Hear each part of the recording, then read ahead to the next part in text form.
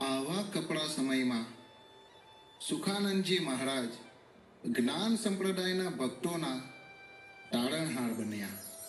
તારણહાર એ કેવી રીતે? આ ગ્રંથોનું ગુજરાતીમાં અનુવાદ કરીને.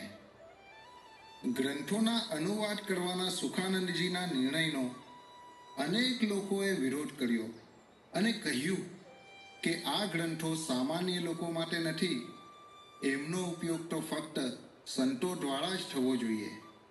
જ્યારે બીજી બાજુ સુખાનંદજીનો ઉદ્દેશ પરમ ગુરુના ગ્રંથોમાં સમાયેલા અગાધ જ્ઞાનને સામાન્ય માણસ સુધી પહોંચાડવાનો હતો અને સામાન્ય વ્યક્તિ આ ગ્રંથોના અગાધ જ્ઞાનને સમજી શકે તે માટે આ ગ્રંથોનું ગુજરાતીમાં અનુવાદ કરવું એ અતિ આવશ્યક હતું.